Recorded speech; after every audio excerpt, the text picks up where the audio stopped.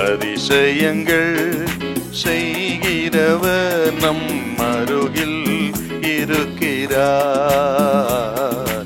அற்புதங்கள் செய்கிறவர் என்றும் நமக்குள் வசிக்கிறார்.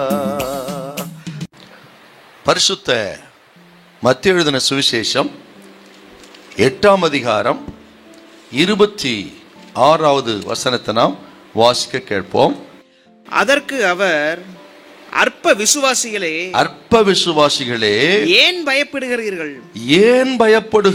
என்று சொல்லி எழுந்து காற்றையும் கடலையும் அதட்டினார்.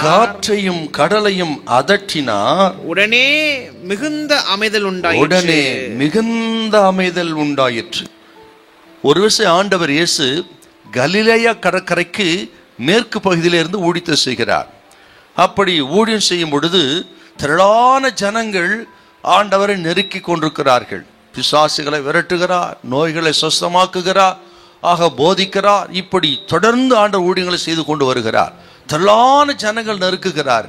அப்பொழுது ஆண்டவர் இயேசு தமது சீஷர்களை பார்த்து சொன்னார், நீங்கள் படகை எடுத்துக்கொண்டு அக்கறைக்கு போங்கள் என்று கட்டளையிட்டார். உடனே ஆண்டவருடைய வார்த்தையை அவர்கள் ஏற்றுக்கொண்டவர்களாக அவர்கள் படகை எடுத்துக்கொண்டு அக்கறைக்கு போகும்படியாக புறப்படுகிறார்கள். ஆண்டவர் இயேசுவும் அந்த படகில் ஏறி அவர்களோடு கூட பிரயாணப்படுகிறார். அப்படி புறப்பட்டு போகும் பொழுது நடுக்கடலிலே திடீரென்று ஒரு சூறாவளி, அதனால கடல் கொந்தளித்து அலைகள் பெருக்கினால படகு அமிழ்ந்து போகுமோ என்கிற நிலைமைக்கு அவர்கள் தள்ளப்படுகிறார்கள். என்ன செய்வதென்றே அவர்களுக்கு தெரியவில்லை. ஐயோ, நாங்கள் மடிந்து போகிறோமே என்று சொல்லி அவர்கள் அங்கலாய்த்து அலறுகிறார்கள். அப்பொழுது ஆண்டவராகிய இயேசு கிறிஸ்து அந்த படகிலே அவர் நித்திரையா இருந்தார் என்று நம்ம பார்க்கிறோம். ஆண்டவர் எழுப்பி, ஆண்டவரே உமக்கு கவலை இல்லையா, நாங்கள் மடிந்து போகிறோம் என்று சொல்லி ஆண்டவரை எழுப்பினார்கள். ஆண்டவர் எழுந்து நின்று, அற்ப விசுவாசிகளே ஏன் பயப்படுகிறீர்கள் என்று சொல்லி அவர் காற்றையும் கடலையும் அதட்டினார். இறையாதே, அமைதலாயிரு என்று சொன்னார். அந்த நிமிஷத்துல காற்றும் அடங்கி போனது, கடலும் அடங்கி போனது. ஆண்டவர் வார்த்தையை கேட்ட உடனே கொந்தளித்த அந்த புயலும் சூறாவளியும் கடலும் பெட்டி பாம்பை போல அடங்கி போனது. பாருங்க, இப்பொழுதும் அருமையான கர்த்தருடைய பிள்ளைகளே, நமது நிலைமை அப்படித்தான்.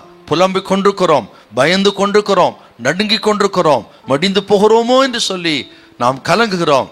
நாம் ஆராதிக்கிற இயேசு யாருன்னு கேட்டீங்கன்னா, ஏதோ மரித்து போன தெய்வம் அல்ல, மரித்து உயிரோடு எழுந்த தெய்வம். மரித்தேன், இதோ சதா கால உயிரோடு இருக்கிறேன்னு சொன்ன ஆண்டவர் இன்றைக்கு உயிரோடு இருக்கிறார். நமது வியாகுலங்கள் அவருக்கு தெரியும், பாரங்கள் அவருக்கு தெரியும், கண்ணீர் பயம் அவருக்கு தெரியும்.